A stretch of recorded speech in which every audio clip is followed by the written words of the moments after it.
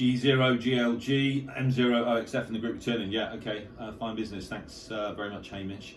Yeah, no, definitely a very trying time at the moment. If you've got to go into hospital, or a family member going into hospital.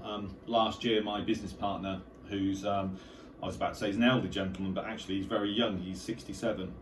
He and his wife are renovating their cottage near Kidlington, and he fell off a ladder onto a wall and broke several ribs. And the last thing he wanted to do was spend a week or two in hospital, which is exactly what he did do.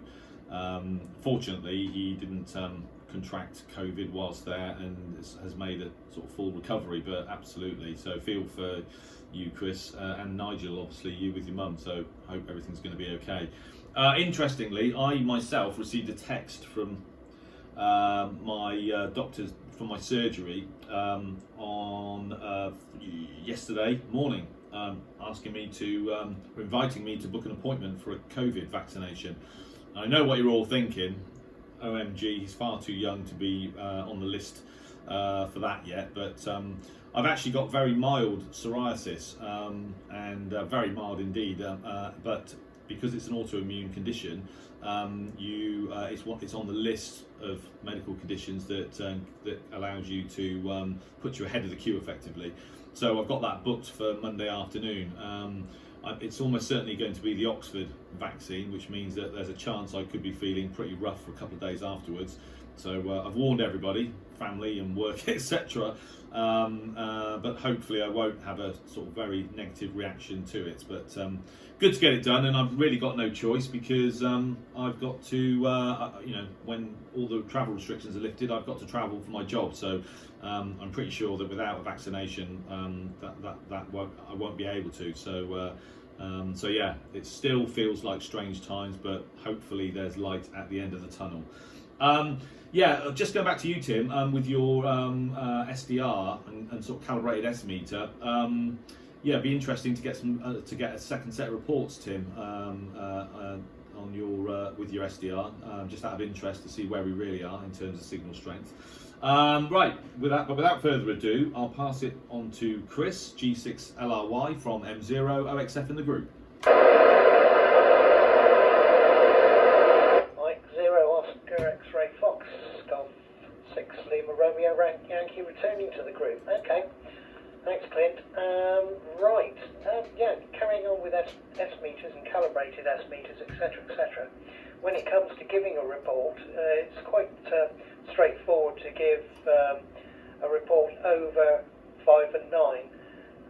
But unfortunately, with the 9 blobs on the front of this 7900, all I can do is to give 5 and 9 plus, because I don't know what the plus is. All I know is that it's a rather nice strong signal. So I shan't be able to do that. It'll just come out as 5, 9 plus. Hamish, I know it's not exactly concerning, but you do tend to think of your caravan, and I think you probably think more about it because you can't go there. I've got a motorhome parked up on a farm, actually not too far away from here, getting up towards Harwell. Well, it actually is in Harwell.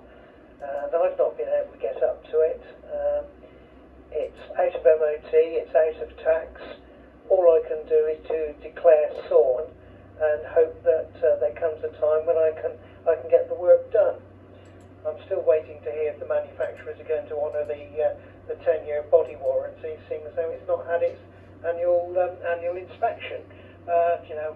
What the hell? I mean, it's just one of life's little problems. Just something else to sort out. Tim, you've changed rigs. I can now change your signal report from 5 and 9 to 5 and 9. To be quite honest, I've not noticed any difference, so everything seems okay there. Right, okay, back to you then, Clint, from G6LRY in the group. G6LRY, M0OXF in the group returning. Okay, yeah, thanks very much, Chris. It's as I said, I think it's signal reports are tend to be subjective anyway, and I know what you mean about looking at the scale on certain radios. On my 7300, actually, it's unreadable with my eyesight unless I've got my glasses on, and even then, there's an option to to enlarge the frequency display and the meter and reduce the size of the spectrum scope, and then it becomes a lot clearer. But otherwise, yeah, I totally agree. They can sometimes be difficult to read. Interesting, yeah. So Tim's on much reduced power, Chris, and you're still copying in 5 and 9. No discernible difference in his signal here with me in Ensham, at least to my ears, that is. So just goes to show. I did a test earlier with Jeff and John, G8GKU. Dropped the power right down to, I started at 50 watts, dropped it down to 5 watts, and both could basically hear me almost as well as they could with 50. So, but still interesting to get some numbers from Tim with the SDR. So with that, I'll pass it round to him. M0KEP from M0OXF in the group. Thanks, Clint. M0KEP returning. Yeah, I'm actually running, it's about 8 watts actually, maximum from this radio apparently. And I was on 30 before, or 30%, I'd wound the 9700 to. Yeah, so everybody's basically sort of dropped down an S point, or probably about 5 dBs actually. So Hamish went to 5 and 7 from 5 and 8, you went to 5 and 8 from 5 and 9, Clint. Chris, plus 15 to plus 10. Yeah, Nigel was 5 and 9, although I haven't got a report for him on the 9700. I can actually give you, it's going a bit over the top, but I could give you a reading in dBm, which is the actual signal level that the radio's receiving. So for example, you're about minus 96.5 dBm, Clint. It's moving around a little bit. As the wind moves my aerial, I can see it move around. And you do actually flick an S9 equivalent every now and again, which is why it's probably about 5 dB lower than my 9700. Chris was effectively minus 83 dBm, so it's a bit of a stronger signal. Anyway, before I bore everybody to death, I could pass it back to you, Clint. M0OXF in the group from M0KEP. With a pause, M0KEP, M0OXF in the group returning. Yeah, okay, yeah, thanks, Tim. Yeah, yeah, I think that must be the first time in my three and a half years in ham radio, excuse me, that I've been given a report in dBm.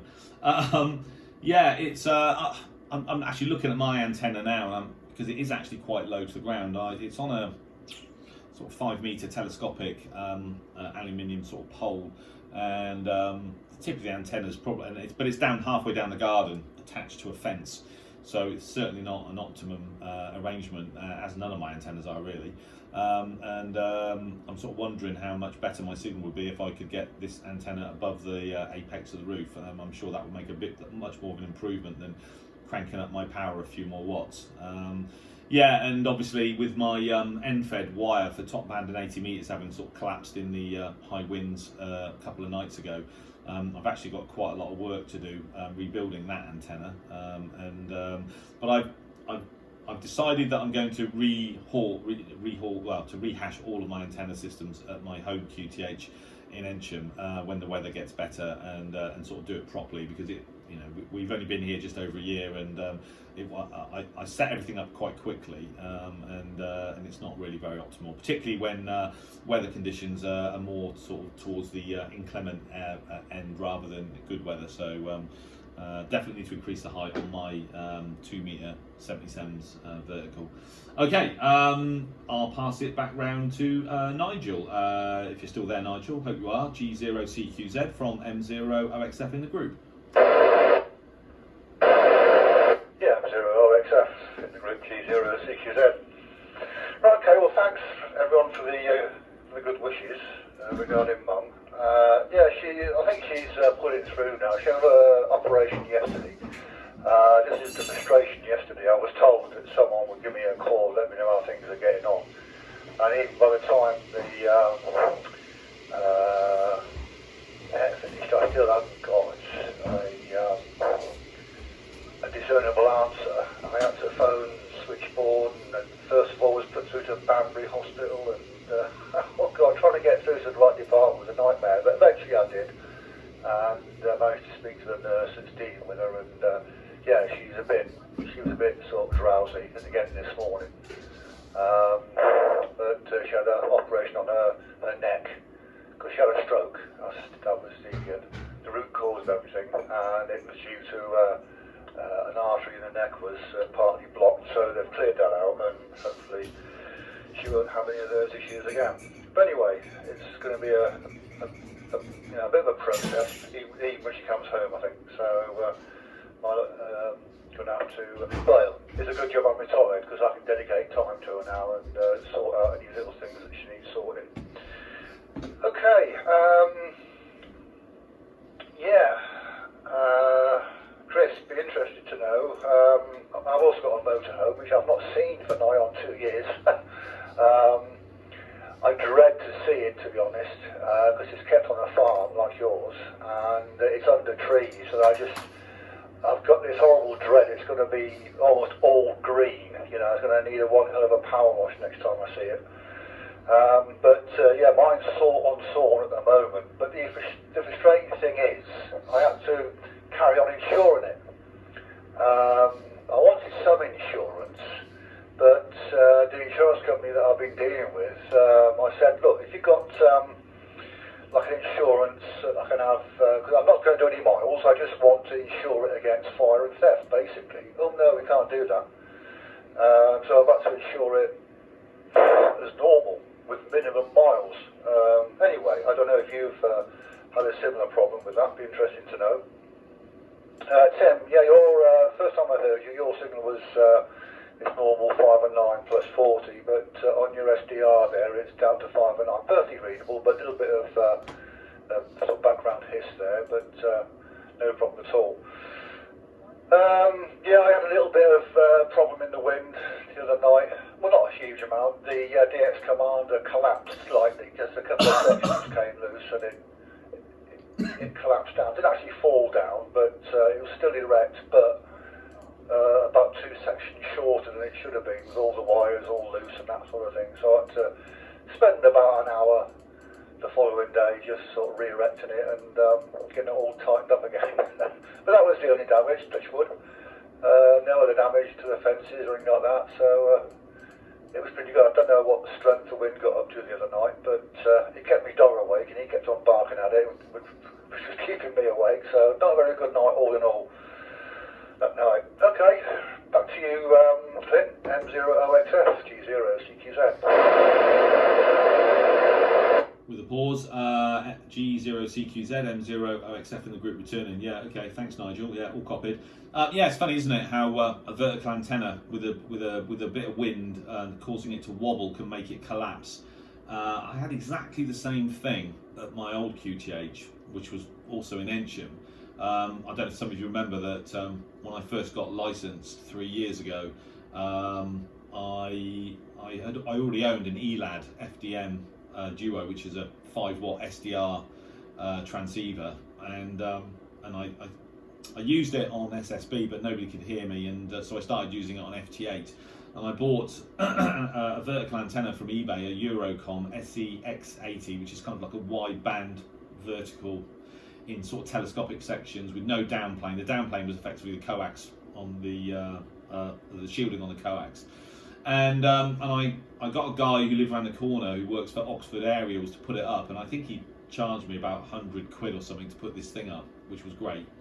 And I merrily used it on FT8 mostly for 6 months, 9 months, and then we had a windy night one night, and I didn't notice actually. The next day I was using FT8, and I just noticed my signal wasn't getting out very as well as normal, and I was searching around the shack for a problem.